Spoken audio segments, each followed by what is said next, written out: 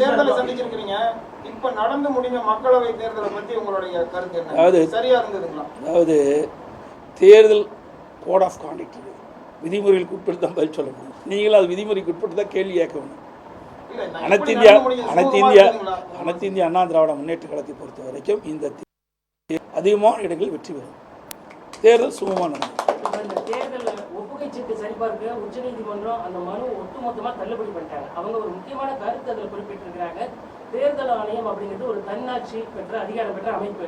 இதுல உச்சநீதிமன்றம் தலையிட முடியாது அப்படின்னு பொழுது இது எந்த வகையில் இது நீதிமன்றத்துக்கு உட்பட்ட நீதிமன்றத்தில் இன்னும் முழுமையாக தீர்ப்பு வழங்கப்படவில்லை. அதுக்குள் செல்வது சரியல்ல, சரி கிடையாது. எப்படி நாம் ஒரு கருத்தை சொல்ல முடியுமா? நீதிமன்றத்தில் முழுமையான தீர்ப்பு கிடைக்கலையே, ஒத்தி வச்சிருக்காங்கல்ல. அது முழுமையான தீர்ப்பு வந்த பிறகு இந்த தேர்தல் விதிமுறைகள் எல்லாம் நீங்கிய பிறகுதான் இதற்கு பதில் சொல்ல முடியும்.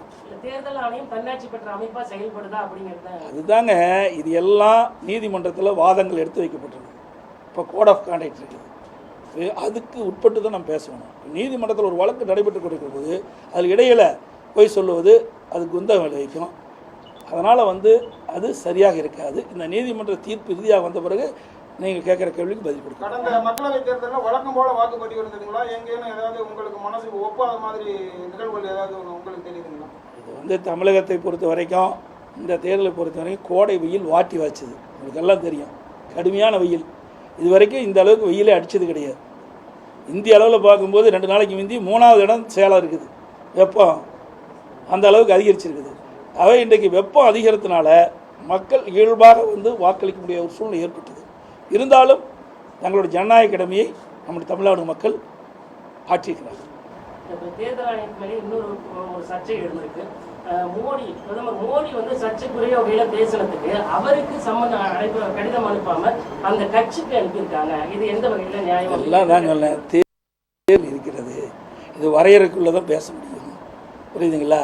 இதையெல்லாம் தேர்தல் முடிந்த பிறகு இந்த கோட் ஆஃப் கான்டக்ட் எல்லாம் நீங்கிய பிறகு முழுமையான பதில் கொடுக்கலாம். இதெல்லாம் தேர்தலுடைய ஆணையத்துடைய சம்மந்தப்பட்டது. இதில் போய் நாம் இடைமறித்து பேசுவது சரியல்ல. இதுவும் இப்போ கோட் ஆஃப் கான்டக்ட் இது தொடர்ந்துகிட்டு இருக்கு. மக்களவை தேர்தல் முடிவுக்கு அதிமுகவோட ஏதேனும் மாற்றங்கள், புதிய நோக்கங்கள் இருந்தால் அப்பொழுது சொல்லப்படும். மேட்டூர் அணை விவகாரம் ஏற்கனவே வெப்ப அலை அதிகமாக இருக்கு சொல்லியிருக்காங்க. அதே போல மேட்டூர் அணையை தூர்வாரத்துக்கான திட்ட வரைவு 3000 கோடிக்கு நீர்வளத்துறை அரசுக்கு பரிந்துரை பண்ணியும் நிதிநிலை காரணமாக அதை இது வரைக்கும் நடைமுறைப்படுத்தாமல் இருக்காங்க. 30 TMC அளவுக்கு தண்ணீர் தேக்கலாம், அந்த மாதிரி தூர் வரலாம் அப்படின்னு இருக்கிறாங்க. ஏற்கனவே அனைத்து இந்திய அண்ணா திராவிட முன்னேற்ற கழக ஆட்சியில் தூர் வாரப்பட்டது. இதற்கு ஒரு விரிவான திட்ட அறிக்கை தயாரிக்கின்ற பணியும் கொண்டு வரப்பட்டு செயல்படுத்தப்பட்டது. ஆனால் ஆட்சி மாற்றத்துக்கு வந்த பிறகு இந்த அரசு கிடப்பிலே போடப்பட்டது. தண்ணீர் தேங்கியிருந்த காரணத்தினால் அந்த தூர் வார முடியாது சொன்னது. தூர் வாரப்பட வேண்டும். கிட்டத்தட்ட இப்போ அணை கட்டி 87 ஆண்டு காலம் ஆகிறது. சுமார் 87 ஆண்டு காலம் ஆகிறது. இதில் வண்டல் மணல் அதிகமாக தேங்கி இருக்கின்றது. தூர் வாரினால் தண்ணீர் சேமிக்க முடியும். அது அனைத்து இந்திய அண்ணா திராவிட முன்னேற்ற கழக அரசுகின்ற பொழுது மேட்டூர் டேம் மட்டும் பல்வேறு அணைகள் இருக்கின்ற அந்த பகுதியில் இருக்கிற படிந்த வண்டல் மண்ணை அள்ளுவதற்கான நடவடிக்கை நாங்கள் எடுத்தோம். ஆனால் ஆட்சி மாற்றத்துக்கு பிறகு இந்த அரசு அப்படியே கிடப்பில் போட்டுவிட்டது. உதாரணத்துக்கு குடிமராமத்து திட்டம் தமிழகத்தில் இருக்கின்ற பொதுப்பணித்துறையின் சார்பாக 14,000 ஏரிகள் இருக்குது. இதில் சுமார் 6,000 ஏரிகள் அனைத்து இந்திய அண்ணா திராவிட முன்னேற்ற கழகம் ஆட்சியில் இருக்கின்ற பொழுது கூட்டத்தில் எடுத்துக் கொள்ளப்பட்டு தூர்வாரப்பட்டது. இதனால் மழைக்காலங்களில் பெய்கின்ற நீர் ஆங்காங்கே இன்றைக்கு ஏரிகளில் தேங்கின ஏரிகளில் அந்த தண்ணிகள்லாம் சேமி காலத்தில் பயன்படுத்துகிறோம். எஞ்சிய ஏரிகள் இந்த ஆட்சி மாற்றத்துக்கு பிறகு அந்த குடிமராமத்து திட்டத்தை இந்த அரசு தொடரவில்லை. அதனால் இப்போ வறட்சியால் நமக்கு தண்ணீர் பஞ்சம் ஏற்படுகிறது. இது வேண்டுமென்றே அரசியல் காழ்ப்புணர்ச்சியின் காரணமாக அனைத்து இந்திய அண்ணா திராவிட முன்னேற்ற கழக ஆட்சியில் கொண்டு வரப்பட்ட திட்டம் என்ற காரணத்திற்காகவே இந்த குடிமராமத்து திட்டத்தை தொடரவில்லை. இதை தொடர்ந்திருந்தால் எஞ்சிய 8,000 ஏரிகள் பொதுப்பணித்துறையின் கீழ் இருக்கிற 8,000 ஏரிகள் ஆங்காங்கே தூர்வாரப்பட்டு அதனால் மழை காலங்களில் பெய்கின்ற நீர் சேமித்து வைக்கப்பட்டிருக்கும். இப்போ கோடை காலத்தில் பயனுள்ளதாக இருக்கும். இவர்கள் செய்த தவறு மக்கள் கடுமையாக பாதிப்பாங்க.